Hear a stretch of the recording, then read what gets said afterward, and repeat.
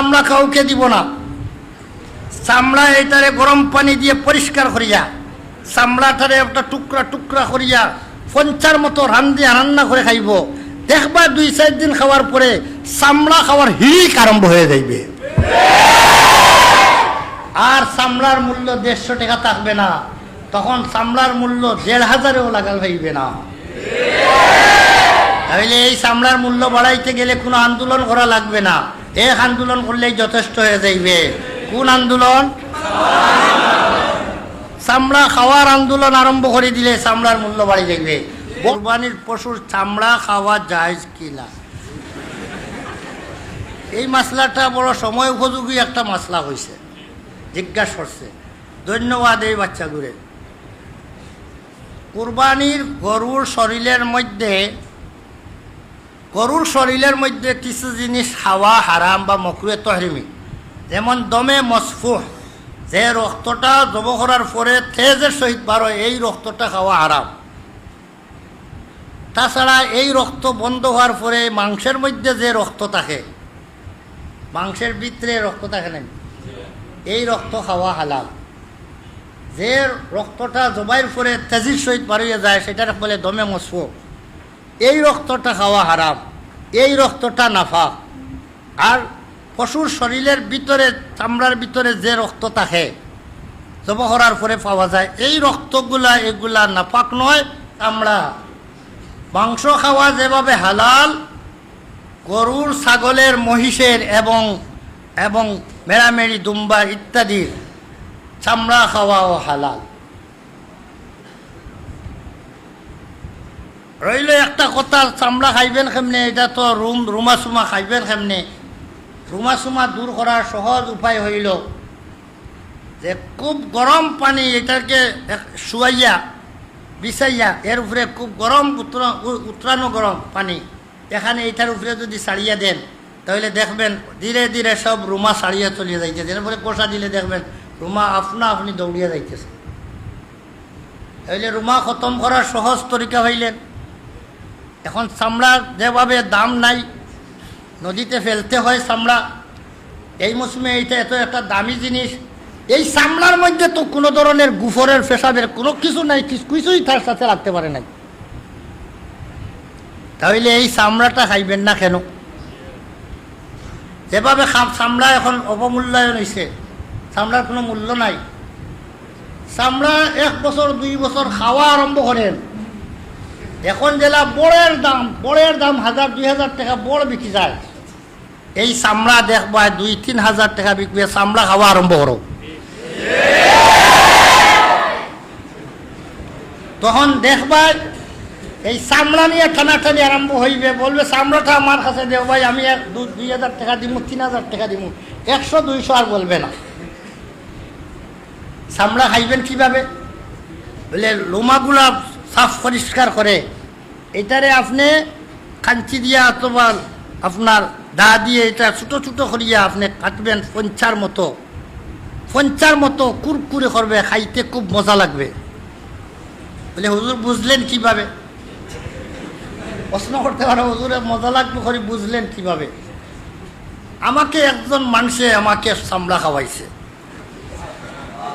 আমি এক জায়গায় ওয়াজে গেলাম, বড় লেখায়, আমার এই সময় শরীরে খুব বেশি ছাবানি কামড়ানি, বাতের খুব উপদ্রব ছিল। তো আগে ওয়াজে গেলে তো আসা যাইতো না, ওয়াজ ভরিয়ে তাহা লাগতো। তখন তাকলাম এক বাড়িতে, যে বাড়িতে তাকলাম ওই ব্যক্তি বড় আদর কদর করে রাখলো আমাকে, আর বলল হুজুর আপনাকে আজকে এমন একটা খানি দিব যেটা কোনোদিন খান নাই আপনি, তবে খুব ফায়দামন্দ একটা জিনিস খাওয়াইব। আমি বললাম নামটা বলো না। বলে জি না, নাম বলবো না, তবে এইটা কোনো নাপাক আর হারাম কোনো বস্তু আপনাকে খাওয়াইব না, এইটা শিওর দিতেছি। আপনি এই জিনিসটা আপনি খাইবেন, আমি আপনাকে দিব। সে খুব সুন্দর করিয়া আমাকে খাওয়াইলো, আমার খাইতে বড় মজা লাগলো। এটা পঞ্চার মতো খাইলাম, বড় মজা লাগলো। পঞ্চা খাইছো নাকি? পঞ্চার মতো লাগলো, বড় মজা লাগলো। বারিক বারিক করে টুকরা টুকরা হয়ে গেল। খাওয়ার পরে জিজ্ঞাসা করলাম, রে ভাই খাইলাম তো ঠিক আছে, ভালো হয় লাগলো, জিনিসটা কি খাওয়াইলে আমার এইটা বলতে হবে। এখন আর বললে অসুবিধা হবে না, বলো। সে বলল মেড়ামেড়ি, যে মেড়ামেড়ি চিননি, মেড়ামেড়ি, মেড়ামেড়ির লোম গুড়ার কারণে তার পেশাব, তার লেদ এটার মধ্যে আটকে যায়, যার কারণে দেখতে বেশ সুন্দর, খুব বিশ্রী লাগে। তারে ধোয়াইয়া কেউ দেয় না।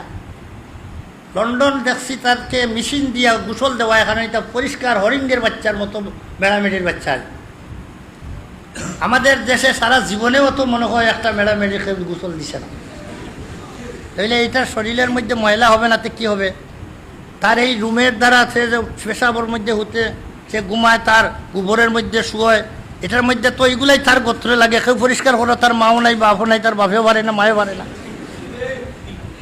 তাহলে এইগুলা তার লাগার পরে এটা তার শরীরটা ময়লাযুক্ত হয়ে যায়। এই ময়লাটারে এই ময়লাটা তো দূর করার মতো তার কেউ নাই, যার কারণে দেখতে ঘৃণা লাগে। কিন্তু লন্ডনের মধ্যে দেখলাম তারা মেশিন দিয়ে ওয়াশ করে, তারা হাওয়ারকে হাওয়ার শুধু মেড়ি পালতেছে। আর মেশিন দিয়ে ওয়াশ করিয়া রোজ সপ্তাহে একদিন গোসল সাবন দিয়া ভালো দিনে ধৌত করিয়া গোসল দেওয়া। এখন ওই রুমাগুলারে তারা কাঞ্চি দিয়ে খাটিয়া এগুলারে বিক্রি করে পশমের কাজ দেয়, এগুলো পশম হিসাবে পশমের মাল বিক্রি করে। তাহলে এইগুলা কত, তারা শুধু মেড়ামেড়ির মাংসই বেশি খায়। বেড়া তো বলে তারা বেড়ার মাংস খায়। ওই বেড়ার মাংস এইটা তো আমরা তো ঘিন করি, আমার তো ঘৃণা লাগে। তার বাহিরের দেখিয়ে তার ভিতরে দেখিয়ে আরো আমার ঘৃণা লাগে। কিন্তু এই মেড়ামেড়ির তার চামড়াটা বললো, ওই মেড়ামেড়ির চামড়া হুজুর তার লুমাগুলারে ফেলিয়া কিভাবে ফেললে বলে ওই গরম পানি দিয়ে এইভাবে সব লুমাকে চলে গেছে। এরপরে ওইগুলা খাটি ছোটো ছোটো করিয়া এটা বিরান করছি।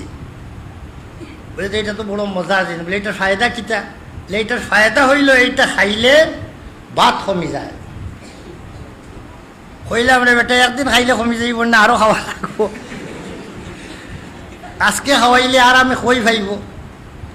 আচ্ছা যা, আজকে খাইয়াও না, কিছু টেস্ট করলাম। এই যে চামড়া একদিন খাইয়া দেখলাম, চামড়ার মধ্যে কত মজা। এটা তো পঞ্চার মতো কুরকুরি করে। এখন আমরা যেভাবে গরুর মাংসর আজকে চামড়া যেভাবে অমূল্যায়ন হয়েছে, যদি আমরা যদি এই উদ্যোগটা গ্রহণ করি নেই, বলে আর চামড়া কাউকে দিব না, চামড়া এইটারে গরম পানি দিয়ে পরিষ্কার করিয়া চামড়াটারে একটা টুকরা করিয়া পঞ্চার মতো রান্না করে খাইব, দেখবা 2-4 দিন খাওয়ার পরে চামড়া খাওয়ার হিড়িক আরম্ভ হয়ে যাইবে। আর চামড়ার মূল্য 150 টাকা থাকবে না, তখন চামড়ার মূল্য 1500-এও লাগাল হইবে না। তাহলে এই চামড়ার মূল্য বাড়াইতে গেলে কোনো আন্দোলন করা লাগবে না, এক আন্দোলন করলেই যথেষ্ট হয়ে যাইবে। কোন আন্দোলন? চামড়া খাওয়ার আন্দোলন আরম্ভ করে দিলে চামড়ার মূল্য বাড়ি যাইবে। তাহলে আমাদের চামড়া সম্পদরে আমরা মূল্যায়ন দামি বানাইতে চাইনি না চাই না? তাহলে অবস্থা কি আন্দোলন করিয়া হবে? আন্দোলন করিয়া মূল্যবান হবে? তাহলে কিভাবে মূল্যবান করতে হবে?